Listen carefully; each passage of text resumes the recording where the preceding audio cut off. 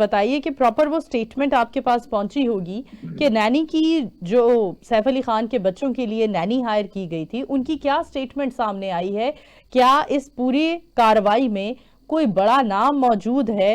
जैसे हमने पहले भी देखा, भारतीय अदाकार सलमान खान को धमकियां मिली, तो सोशल मीडिया पर यह भी डिस्कशन जारी है कि खुदा न ख्वास्ता शायद सैफ अली खान को भी किसी ऐसी ही पर्सनालिटी की जानिब से कोई धमकियों की वजह से, या ये जो वाकया पेश आया, इसके पीछे कोई बड़ी पर्सनालिटी, किसी बड़े अंडरवर्ल्ड के आदमी का हाथ है। तो इस बात का भी, इसमें कितनी सदाकत है, हमें इससे भी आगाह कीजिए। देखिए, ये शुरुआत में तो कहीं भी अंडरवर्ल्ड लिंक्स तो नजर नहीं आ रहे हैं कि जिस तरीके से अब पूरी जो सीसीटीवी देखी गई है, चाहे वो बिल्डिंग्स की हो, चाहे रोड की हो, जहां जहां उनको लगता था कि व्यक्ति निकला है, उससे एक नतीजे पे वो पहुंचे हैं कि ये जो व्यक्ति है, इस बिल्डिंग के बिल्कुल बगल में एक बिल्डिंग है जहां जिसकी सेफ्टी वॉल है, उसकी हाइट काफी कम है। वहां से कूद करके यहाँ अंदर आया है और पाइप के जरिए, जो पाइप होता है बिल्डिंग के अंदर ड्रेनेज लाइन की, और ये सारे फायर पाइप और ड्रेनेज लाइन के जो पाइप होते हैं, उसके जरिए वो अंदर बिल्डिंग के अंदर किसी तरीके से घुसने में कामयाब हुआ है।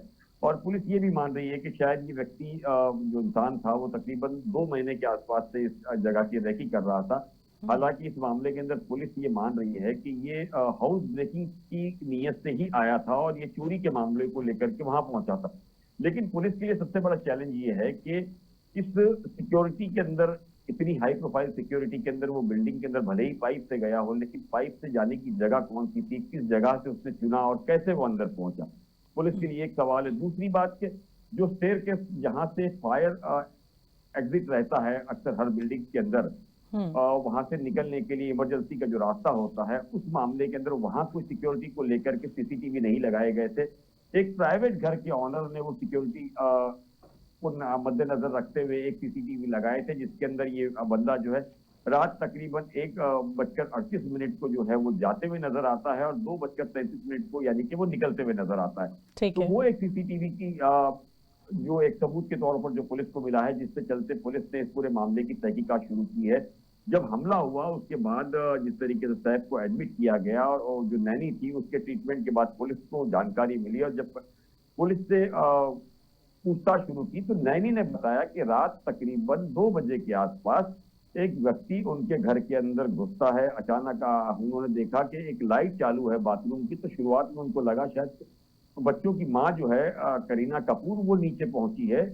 लेकिन बाद में उन्होंने देखा कि नहीं, वो करीना नहीं है, कोई दूसरा सा साया नजर आ रहा है। तब देखा कि ये कोई बाहरी इंसान है जिसको लेकर के ये शोरगुल शुरू हुआ। तब उसने ये डिमांड की कि वो उसे 1 करोड़ रुपया रैंसम चाहिए।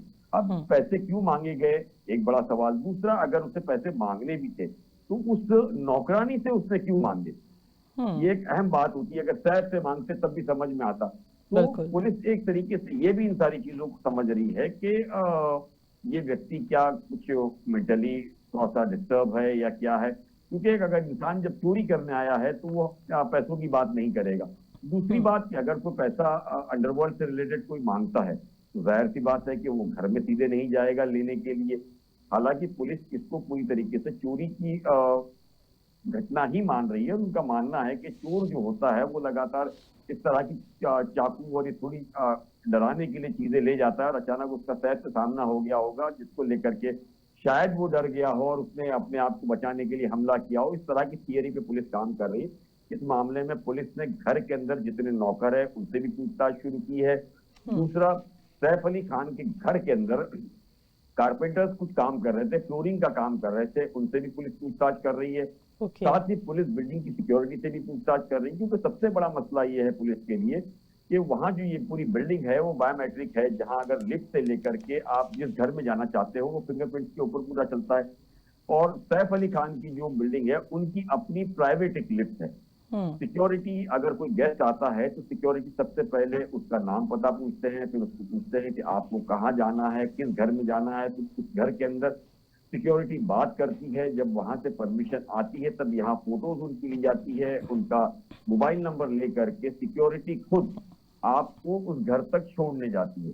हालांकि इस पूरे मामले के अंदर बायोमेट्रिक उनके पास था नहीं, क्योंकि अगर वो घर के होते तो उनके पास फिंगरप्रिंट्स रहते और वो लेकर के ऊपर जा सकते थे, लेकिन उनके पास ऐसा कुछ नहीं था। उसके बावजूद वो ठीक स्टेयरकेस है। से ऊपर पहुंचे।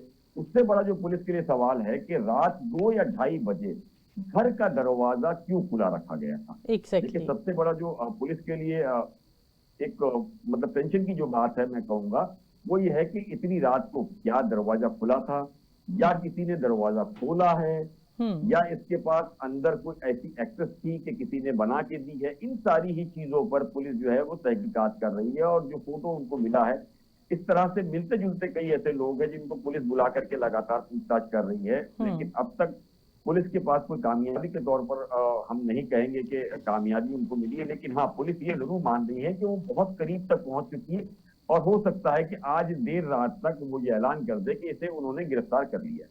ठीक है।